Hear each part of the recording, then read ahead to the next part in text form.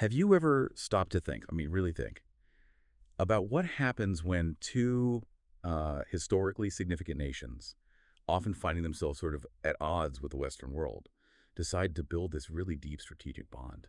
What does that actually mean for, the whole complex dance of global power? And maybe more importantly, what could it mean for you? Because today we're doing a deep dive into exactly that kind of relationship. It's the evolving, complex, and frankly pretty multifaceted partnership between China and Iran. Now, you hear China and Iran together, and maybe the first thought is, okay, it's a straightforward alliance, right? Probably driven by, shared opposition to the West. But what we found digging into this is that it's just so much more nuanced than that. It's layered with, well, centuries of history, really compelling economic reasons, and some incredibly intricate geopolitical calculations going on. So our mission today is basically to unpack all those layers. We want to explore its historical roots, sure, but also what's driving it right now and the really big implications it holds for the Middle East, for U.S. foreign policy, and honestly for the wider world stage. Okay, let's unpack this then. We've pulled together some really fascinating insights into this relationship. It's one that gets talked about a lot, but maybe isn't always fully understood. Our research has covered a whole range of analyses: geopolitics, economics, diplomacy, security stuff.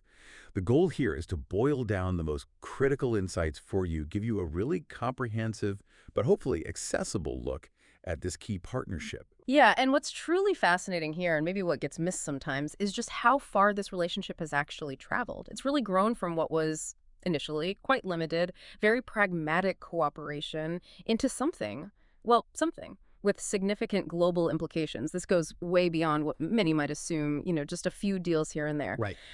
We're talking about a pretty fundamental shift. It's a strategic competition now that explicitly challenges the U.S.-led international order, and it extends far beyond just the Indo-Pacific, which is where a lot of the focus tends to be. You can see this shift really clearly in things like the signing of that 25-year Comprehensive Strategic Partnership, the CSP, Hmm. and also Iran getting full membership in the Shanghai Cooperation Organization, the SCO. These aren't just minor diplomatic moves. Yeah. They signal a deep, quite deliberate strategic alignment. You've really hit on something key there. It's dynamic nature. Because when you look at the evolving picture of China-Iran relations, it's definitely not static. It's constantly expanding, isn't it? Like you said, initially the cooperation was maybe more limited, driven by immediate needs, pragmatic stuff, not some grand vision.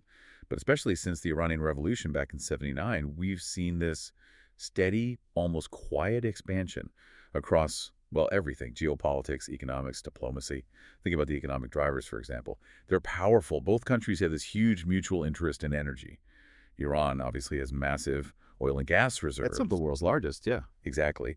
And China, well, China has this almost bottomless need for energy to fuel its economy, its growth. So this mutual need has led to a lot of collaboration on big oil and gas projects. And China's put significant investment into Iranian infrastructure, too.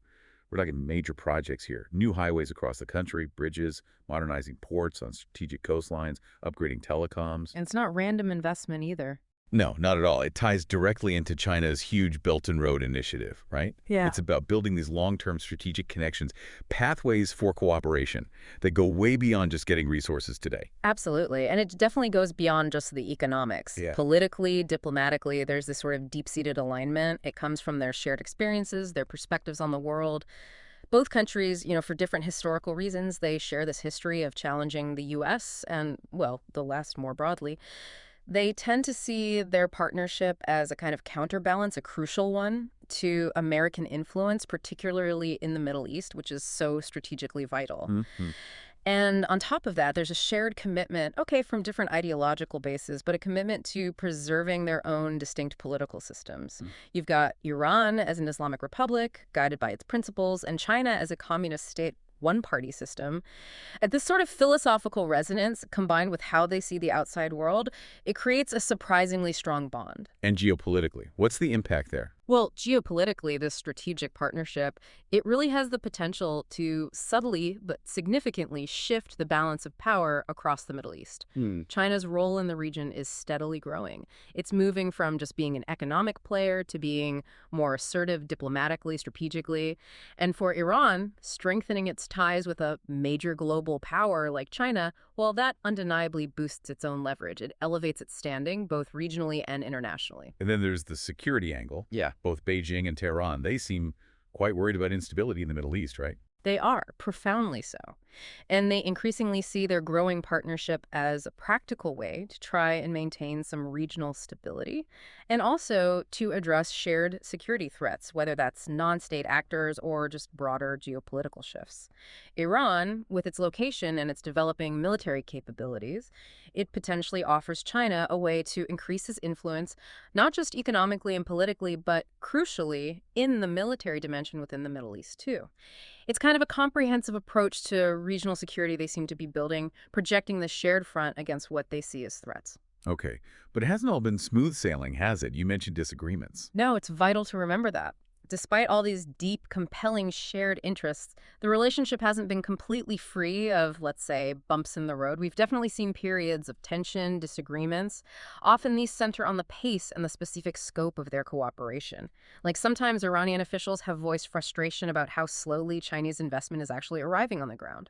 Or times when China seemed a bit hesitant to fully embrace certain Iranian initiatives, probably because of the complex web of international sanctions and not wanting to fall foul of those.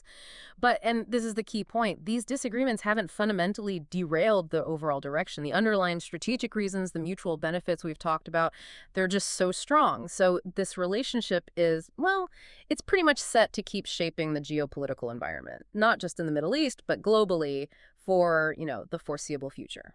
So if we trace this back, historically speaking, this isn't just something that popped up recently because of current events, is it?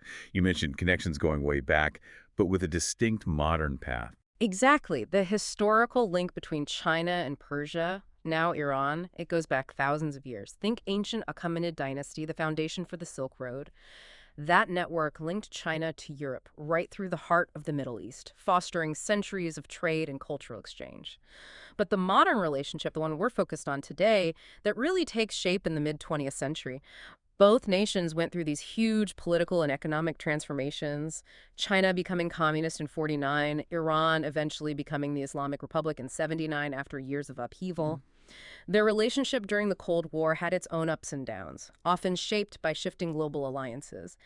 But a really key moment came in 1967. That's when Iran, still under the Shah, officially recognized the People's Republic of China. That was a big diplomatic step, signaling a willingness to engage, regardless of Cold War alignments. Okay, so that recognition in 67 was important.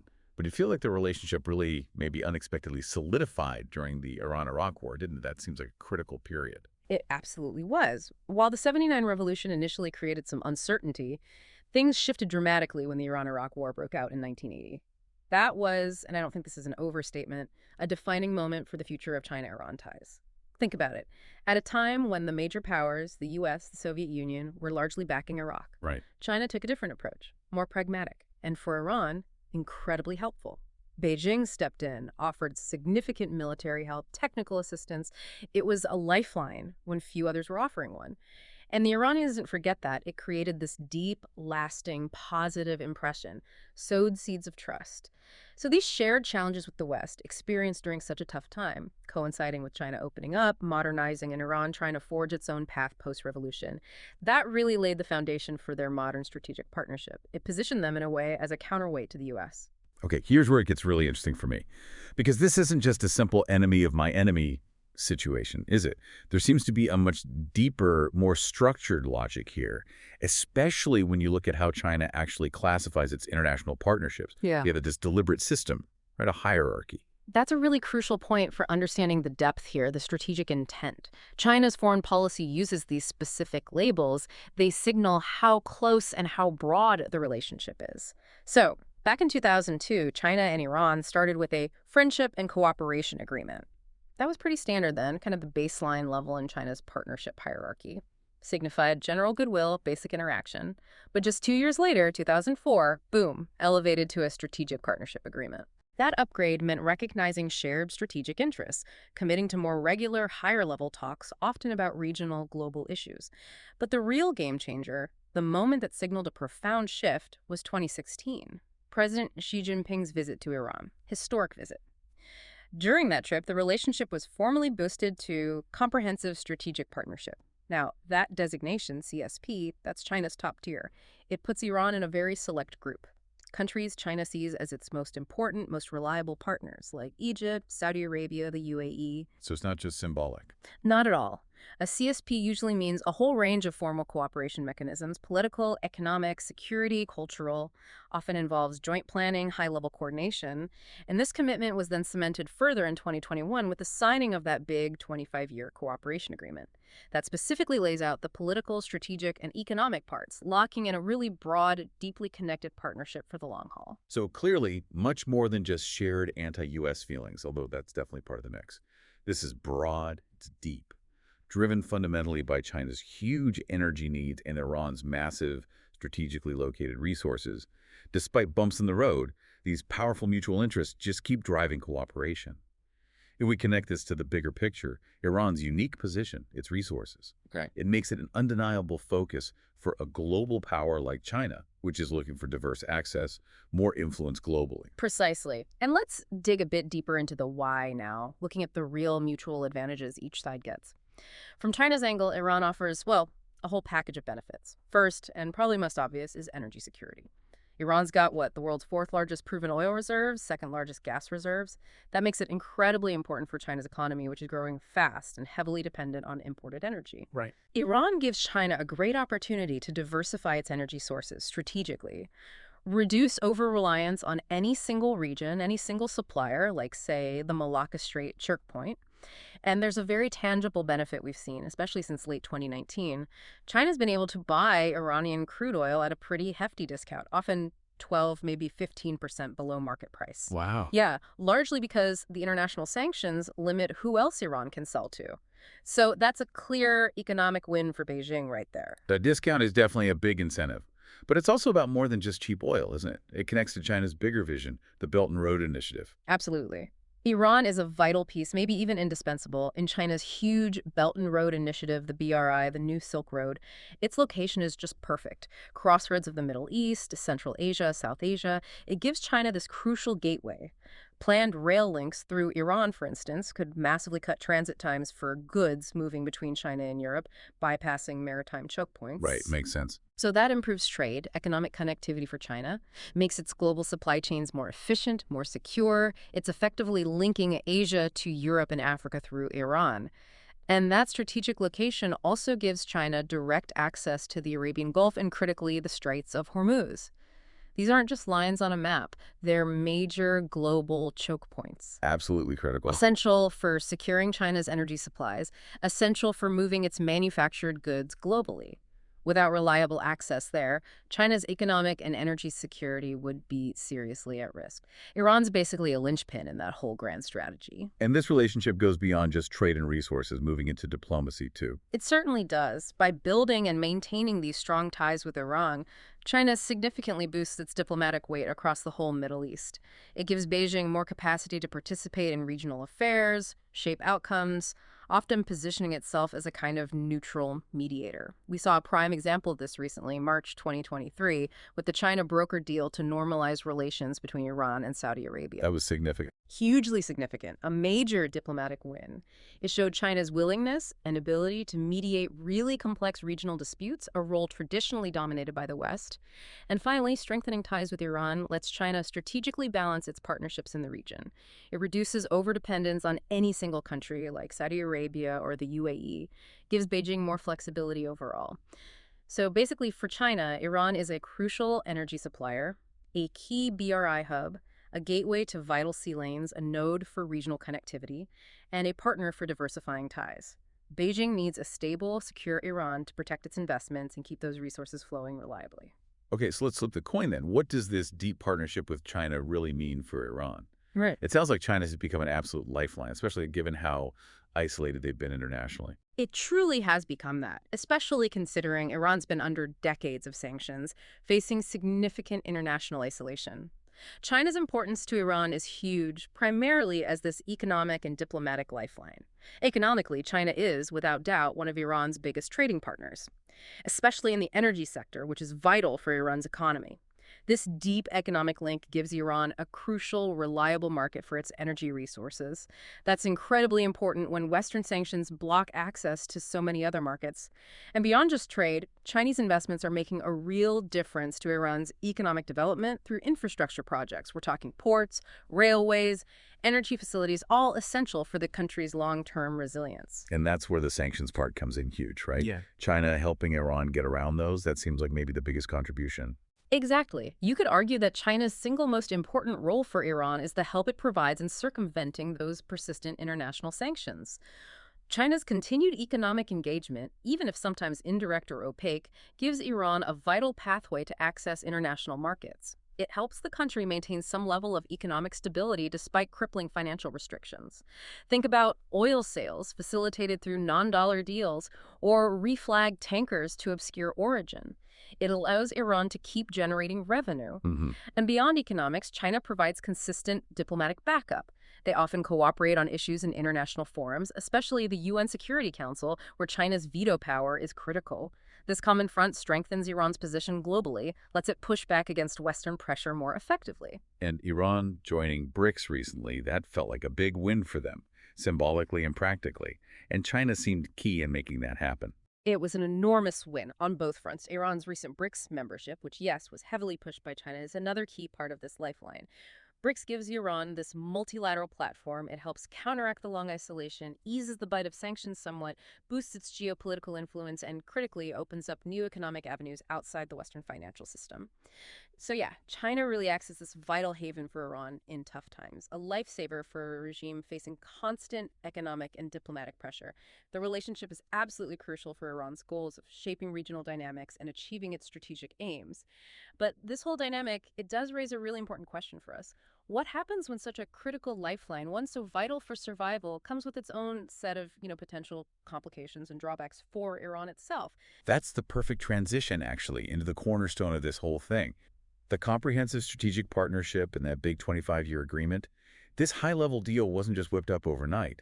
It really picked up steam with more diplomatic engagement starting around 2015, which, interestingly, was around the same time as the JCPOA, the Iran nuclear deal, when some sanctions were temporarily lifted that maybe created a window. Indeed. The groundwork was carefully laid during Xi Jinping's big 2016 visit to Iran. That's when they formally upgraded ties to that comprehensive strategic partnership level, the top tier we talked about. All those understandings and talks eventually led to the official signing of the 25-year Cooperation Pact in March 2021. Though, like you said, it had been quietly developing since 2016. Now, the full granular details, they've never actually been published, which has fueled a lot of speculation, a lot of concern. Right. But it's widely understood to cover a huge range of areas: politics, security, military cooperation, cultural stuff, but with a really heavy emphasis on deep, long-term economic cooperation, energy, infrastructure, finance. So, looking at it from Iran's side, this ambitious agreement, it definitely presents a lot of potential upsides, doesn't it, beyond just the immediate economics? Absolutely. The agreement itself sends a strong signal. Both sides are clearly willing to coordinate much more closely across the board. That alone has value internationally. For Iran, yeah, it offers potentially huge economic opportunities, unlocking investment, trade avenues that have been choked off by sanctions for so long. Think long-term energy deals, major infrastructure development, better access to Chinese markets for things other than oil, and maybe even more important strategically, it gives Iran what you could call serious political insurance against future isolation. Oh, so? Well, knowing you have a major global power like China as a committed partner, especially in places like the UN Security Council, that definitely boosts Tehran's confidence. It strengthens its hand in any dealings with the West. It acts as a kind of diplomatic shield against further isolation attempts. Okay. But like any big strategic deal, every upside usually comes with potential hidden costs, challenges. What are the big risks for Iran in signing up for this long-term pact with China? There are several, and they're pretty significant. One you hear about a lot is the risk of Iran falling into a debt trap. Right, the BRI, debt trap concern. Exactly. It's this idea often linked to China's Belt and Road projects, where countries take on maybe unsustainable debt for big infrastructure projects. They struggle to repay China, and that potentially gives Beijing leverage maybe over strategic assets or to extract political concessions. Now, that U.S. $400 billion investment figure often thrown around for Iran over 25 years sounds massive, But some studies point out that globally, something like 165 countries owe China around US $385 billion collectively under BRI. If Iran's debt isn't managed really carefully, yeah, it could become costly down the line, maybe limit its control over key ports or resources. And then there are the ongoing hurdles. The international sanctions on Iran aren't going away easily. And Iran's non-participation in the FATF, the Financial Action Task Force, that's a big one. Remind us what the FATF does. It's the global body setting standards against money laundering and terrorist financing. Countries like Iran that don't comply face major restrictions on international financial dealings. This makes it incredibly hard, even for willing Chinese companies, to do legitimate business, transfer funds transparently. They fear secondary sanctions from the U.S. if they get involved too openly. So that explains why the promised investment hasn't fully shown up. That's a big part of it. Despite huge expectations in Iran, analysis of actual Chinese investment and construction over the past decade shows China is, quote, absolutely and relatively underinvested in Iran compared to other places. That $400 billion figure, it just hasn't translated into that many concrete projects yet, which is a source of frustration in Tehran. So even beyond the direct money and rules, external events, geopolitical crises, they could also mess with this 25-year plan, couldn't they? Absolutely. External shocks are a huge variable. Things like Russia's invasion of Ukraine that totally changed global energy markets, supply chains, or the ongoing war in Gaza, destabilizing the whole region.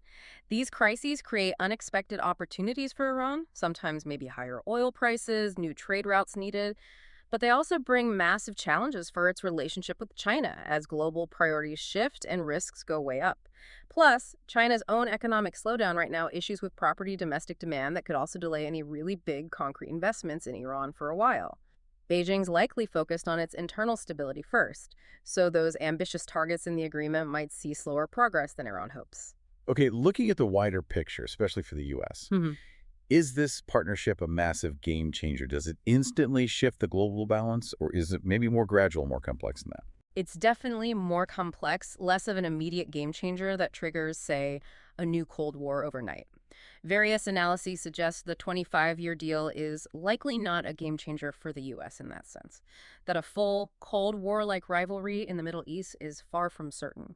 Because ultimately, China has this fundamental need for stability in the Middle East. It relies heavily on the region for energy. It needs security to get any return on those massive BRI investments.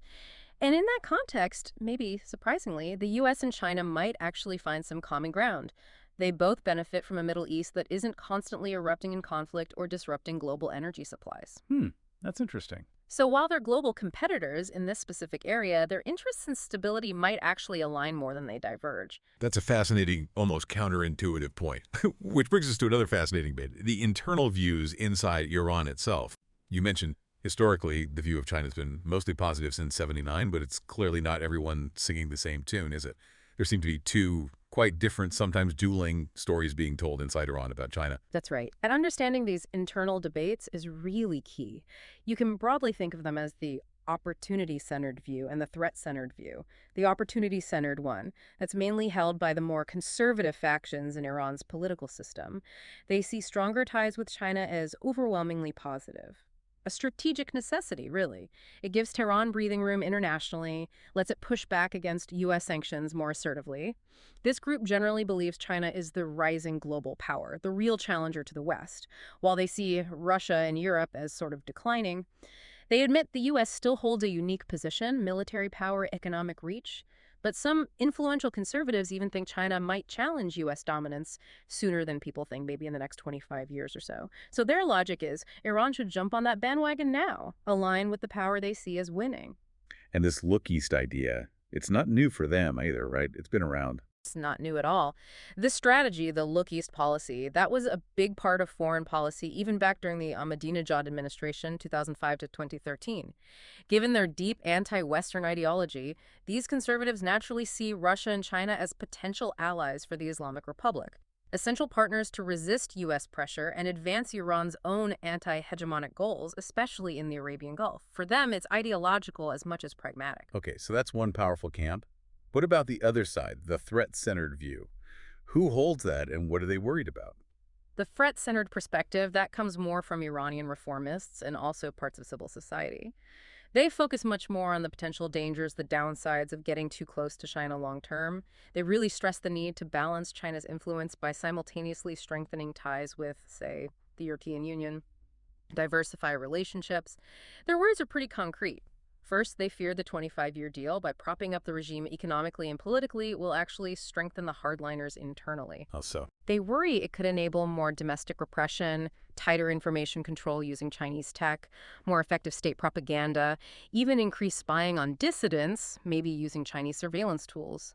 Second, they have big economic anxieties. There's concern about China killing off Iranian craftsmanship, flooding the market with cheap, mass-produced goods that undercut local industries, artisans, small businesses, leading to job losses. And they also worry about environmental damage from big Chinese infrastructure projects, questioning if they meet high standards or if they mainly benefit China's strategic goals rather than Iran's long-term sustainability, often pointing to opaque contracts, potentially exploitive practices. Wow. This really highlights the internal debates happening in Iran. It's definitely not a monolith, is it? Exactly. And assessing these dynamics is crucial for anyone engaging with Iran.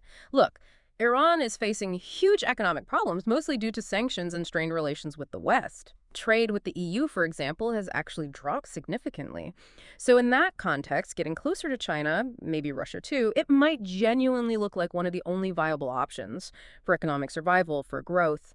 But the fact that you have these strong opposing views internally, conservatives pushing east, reformists warning about the costs, it suggests Iran isn't likely to just fall completely into China's orbit anytime soon. Internal politics, pragmatic economics, ideology, it's all mixed up. Which raises that important question again. How much leverage do these internal divisions actually give other global players when dealing with Tehran? Does it complicate things or create openings? It certainly adds immense complexity. Okay, let's shift gears slightly and look at the security dimension. Military cooperation between China and Iran, it actually has a surprisingly long history, doesn't it? Starting way back in the 80s during the Iran-Iraq War. It does. China was a major arms supplier to Iran back then, during that really brutal, protracted conflict. And controversially, even helped with Iran's early nuclear program development at the time. The list of weapons China supplied is pretty extensive. Chun-6 fighters, T-5 tanks, F-6 fighters, T-59 tanks, anti-tank guns, rocket launchers, MiG-21s, those HY-2 Silkworm anti-ship missiles, C-801 missiles, T-69 tanks. It was substantial support that significantly boosted Iran capabilities when it desperately needed them. And then, as the Cold War ended, the nature of the military ties changed subtly. In the 90s, it shifted more towards technology transfers rather than just direct arms sales. Iran started successfully reverse engineering Chinese weapons like anti-ship cruise missiles, which became a key part of their naval strategy. But it wasn't just one way. No, definitely not. It was quite reciprocal. Iran gave Chinese engineers really valuable access to captured Soviet and French missile tech from Iraq and let them examine U.S. F-4 Phantom jets from the Shah era. This exchange was strategically important. China actually developed its air refueling tech in 1991, partly thanks to insights gained from cooperating with Iran. It showed a deep, if maybe unconventional level of strategic exchange and trust back then. So a real exchange of knowledge. Yeah. But that changed again after 2003, right? Especially Yeah. the nuclear program revelations. Yes, the landscape shifted again. After Iran's clandestine nuclear activities came to light around 2003, China became much more cautious. Wary of hitting U.S. sanctions, jeopardizing its much larger economic ties with the U.S., it restricted direct arms sales to Iran significantly. But the relationship adapted, it didn't dissolve, it just pivoted. The focus shifted more towards joint military drills, broader strategic cooperation, things like maritime security, anti-piracy, counterterrorism, search and rescue, especially from the mid-2010s onwards. And interestingly, despite long-held U.S. fears that China would flood Iran with modern weapons once the UN arms embargo lifted in 2020, those really large-scale sales of advanced systems haven't happened to the extent many predicted. But under Xi Jinping, there's been a definite new chapter in military engagement. More coordination, shared goals. Absolutely. Xi's 2016 visit was a key marker for military ties, too. They signed an agreement specifically focused on improving military cooperation, things like better training, joint counterterrorism work, equipment collaboration, continued tech exchange. They even set up a joint commission between their military staffs. That's designed for closer, more institutionalized coordination. And since those early port visits Iranian ships to China in 2013, Chinese warships to Iran in 2014 for joint exercises, we've seen a steady uptick in interactions. More port visits, more bilateral drills, high-level talks. Most recently, they held those Maritime Security Belt 2023 and Security Bond 2024 exercises in the Gulf of Oman. The stated aim was safeguarding regional maritime security, signaling this growing collective front in vital waters. Right. Now, what's really fascinating here, and shows a kind of sophisticated calculation, is that even with all these joint drills signaling solidarity, it still seems unlikely that China will form a full-fledged military alliance with Iran in the near future. Why is that? It comes down to pragmatism, really. China has to carefully balance its relationships with other key players in the region, especially Israel and Saudi Arabia alongside Iran. Beijing has huge economic and strategic interests with all of them. A formal military alliance with Iran would massively complicate, maybe even jeopardize, those other crucial relationships. China's foreign policy focuses on its own sovereignty, protecting trade routes, securing its economic interests. It's not really trying to openly kick the U.S. out as the main military power in the Middle East. In fact, you could argue China quietly benefits from the stability the U.S. military presence provides, keeping shipping lanes open. It's like free riding on U.S. security guarantees. Mm-hmm. This lets China focus its own resources on economic expansion, building influence, rather than getting drawn into costly direct military competition. So yeah, China's building influence, but very carefully, avoiding a full military tie-up that could mess up its broader regional game plan. That makes a lot of strategic sense. Very calculated. And speaking of expanding influence and partnerships, Iran getting full membership in the Shanghai Cooperation Organization. The SCO, that's another big development pointing in this direction. They'd been trying for a while, hadn't they? They had indeed. Iran officially became the SCO's 9th full member on July 4th, 2023. A big diplomatic achievement for Tehran. Interestingly, they'd been an observer since 2005 and first applied for full membership way back in 2008. But for over a decade, their application was basically stalled or rejected. China and Russia, the SCO's leaders, were hesitant. They didn't really want the organization dragged into the ongoing conflict between Iran and the West, especially over the nuclear issue and human rights. So what changed? The whole geopolitical chessboard shifted. Russia's full-scale invasion of Ukraine in 2022 really intensified East-West divisions. And the growing strategic competition between the U.S. and China, well, that basically cleared past reservations in Moscow and Beijing. These new realities created an incentive for the SCO to kind of expand its anti-Western grouping, paving the way for Iran's long-awaited entry. So for Iran, getting into the SCO must feel like a huge validation, a win against decades of isolation. Precisely. Iran definitely views SCO membership as a major frustration of Western efforts over 40 years to isolate it. For Tehran, it's more than just joining a club. It's proof of their resilience, their place in a multipolar world. Economically, there's hope for more trade with SCO countries. And the figures do show a bump, about 5.5% increase in trade from 2022 to 2023, reaching over $37 billion. Combine that with more military interaction with China and Russia within the SCO framework, and many in Iran believe full membership will have a positive impact overall. They also see a chance to play a bigger role in stabilizing Afghanistan, which is crucial for Iran's own security, helping contain terrorism, extremism, drug trafficking spilling over the border. And even if the immediate economic boost isn't totally clear yet, just being in an organization that represents 40% of the world's population and 30% of global GDP, well, that's likely advantageous, opening doors. Okay, so Iran's in the club now, but is it just a symbolic win, a handshake, or does it really change things practically? What's the skeptical take? There are definitely skeptics. Some analysts argue the SCO actually offers very little in terms of concrete, direct benefits beyond the symbolism. They point out it's not like NATO with the Mutual Defense Pact. It's not like the EU with deep economic integration, common policies. The SCO functions more as an ad hoc organization, they say, a forum for political chats, occasional anti-terror drills.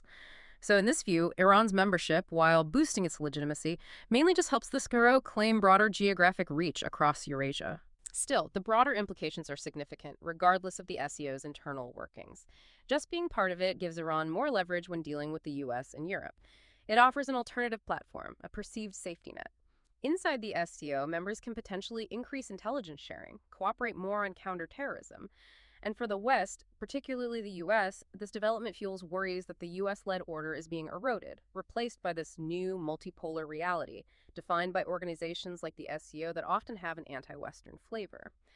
So Iran's SCO membership, it definitely has the potential to reshape regional dynamics, boost Iran's strategic position, and impact U.S. interests by giving Iran more economic options, security cooperation, and diplomatic support within this powerful, if loosely knit, regional group. Which leaves us with that big question again. How multipolar is the world actually becoming? And what does that really mean for old alliances, global rules, and keeping things stable? That's a huge question for the future. And this deepening China-Iran relationship, it isn't exactly a sudden shock for the U.S., is it? China's been getting more involved in the Middle East for a while now. That's exactly right. They've been working on this comprehensive strategic partnership for years. So the deepening ties themselves shouldn't be a huge surprise to policymakers in Washington, but the relationship definitely presents potential challenges to U.S. interests regionally and globally. Take military cooperation. If it significantly improves Iran's military capabilities over time, that's a concern. Imagine if Iran gets better anti-access area denial capabilities from China, advanced missiles, drones, air defenses. That could give Iran much more confidence in defending against any attack aimed at stopping a nuclear weapons program. Right, making a breakout harder to stop. Exactly. Right. That perception of being better defended could make an Iranian nuclear breakout seem both more likely and more difficult to stop. It bolsters Iran's position as a threshold state, able to get nukes quickly, and might make it feel bolder regionally, knowing it has a stronger deterrent. And it also gives Iran more economic and diplomatic clout, boosting its bargaining power. Definitely. The strategic partnership provides support that can help stabilize Iran's economy, easing sanction pressure. Plus, it solidifies international political support, especially at the UN Security Council with China's veto. That absolutely boosts Iran's leverage in confrontations with the U.S. And for China, better ties with Iran offer ways to subtly push back against U.S. influence in the Middle East. Beijing might even try to use its Iran relationship to get concessions from the U.S. on other issues, maybe trade, or Taiwan perhaps offering to moderate its Iran ties in return. If the U.S.-China rivalry keeps heating up globally, these kinds of partnerships, like with Iran, could become really key parts of the long-term competition, forming counter-alliance networks. So if the U.S. doesn't offer enough support or reassurance to its own partners in the region, they might start looking elsewhere, towards China or Russia, weakening U.S. influence further. Precisely. That's a major strategic worry for the U.S. If Washington doesn't provide the resources, the security guarantees, the viable alternatives its partners need, they might feel they have no choice but to hedge their bets, seek options from China or Russia. We've seen hints of this before with countries like Egypt or Saudi Arabia exploring closer ties with Moscow or Beijing when feeling neglected by Washington. This could strengthen U.S. adversaries and gradually erode U.S. influence. So what can the U.S. do? Well, one suggestion is more proactive intelligence sharing with partners like Israel and the Gulf states about exactly what China and Iran are doing militarily. Another is encouraging Gulf partners to tell China directly, look, selling major offensive weapons to Iran would seriously damage your relationship with us, playing on China's economic interests in the Gulf. It really sounds like a tightrope walk for the U.S. Is it actually possible to compete and cooperate with China in the Middle East at the same time? It is, and that's a view gaining ground. U.S. strategy documents even talk about cooperation within competition. It doesn't have to be all-out hostility and an inevitable slide towards conflict. It's not yet certain if this China-Iran partnership will become a totally unified axis against the U.S. So while China might be a direct threat in the Indo-Pacific, maybe the U.S. doesn't need to view China purely as an enemy in the Middle East. China's actions there aren't always bad for U.S. interests. Like we said, both countries have an interest in containing conflicts, keeping energy flowing. Stability benefits both. So instead of spending resources trying to somehow push China out, which might be impossible anyway, maybe the U.S. focuses on mitigating the negative aspects of China's role and rebalancing its own efforts. Are there actual areas for cooperation? Potentially. Things like humanitarian aid, disaster relief, anti-piracy patrols. Neither country benefits from endless Middle East wars or shipping disruptions that hit their economies. The challenge, though, is China hasn't shown much interest in joining U.S.-led initiatives like that so far. They prefer their own platforms or bilateral deals. So maybe the U.S. focuses on offering its own partners really good, viable alternatives to Chinese projects in infrastructure tech, security, fostering reliable partnerships without being overly confrontational about China's presence. But the clear message from the CSP, Iran, and the SCO, the joint drills, it's that strategic competition with China isn't just an Indo-Pacific thing. The U.S. needs a very deliberate, nuanced, adaptable approach for the Middle East, too. Which really brings up that important question. Can the shared need for stability in such a volatile place actually become a common interest that overrides traditional rivalries? Could it foster unexpected cooperation? It's a deep thought for the future, suggesting maybe new ways global powers interact. And this China-Iran partnership, it obviously has much wider regional and global ripples, doesn't it? It's not just about them. Absolutely not. China's move into the Middle East, it's gradual, steady. They seem to be using a risk-averse, better calibrated approach, trying not to spook regional powers or provoke a big international reaction. China isn't trying to dominate the whole world at once. Its main goal seems to be dominance over Asia, economically and politically. The Iran partnership fits into that by serving its growing interests in the Middle East, energy security, regional connectivity, and stronger Iran-China ties. They will likely have real, lasting effects on Middle East geopolitics, subtly chipping away at U.S. power and influence there. This could also ripple outwards, affecting nearby Central Asia, maybe even the wider Indo-Pacific where China has growing naval ambitions. If you connect the dots in China's strategy, supporting Pakistan helps balance India. Supporting Iran directly challenges U.S. influence in the Gulf. Both serve China's bigger plans to grow its power in the Indian Ocean and the Arabian Gulf. So Iran's own plans to boost its regional role are kind of feeding into China's larger goals, too. A Yeah. symbiotic thing. Precisely. Look at Iran's own strategic plans for the Oman Sea, the Arabian Sea, developing ports like Chabahar and Jask.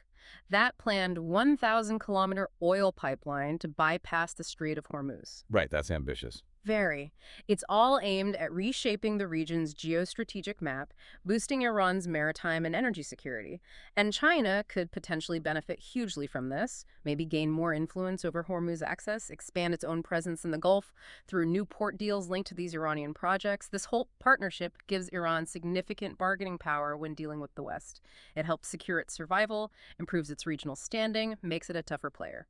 And beyond the hard power of the ports, the military ties, and China's also working on its digital and soft power in the region, isn't it? Using different tools. That's a crucial, often missed part of their strategy. China's pushing its digital Silk Road. We've seen Chinese companies getting big 5G deals in Gulf countries like Saudi Arabia, the UAE. They're even helping the UAE develop local cyber strategies. This isn't just about selling tech. It's about embedding Chinese digital infrastructure, Chinese standards, potentially giving Beijing huge influence over future data, future tech ecosystems. And then there's the soft power push. Recognizing its importance for being seen as a reliable great power. Things like medical aid during COVID, promoting Chinese Confucius Institutes, cultural exchanges, a big surge in tourism from China to the Middle East, educational initiatives like university exchanges, scholarships. It's all aimed at building a positive image.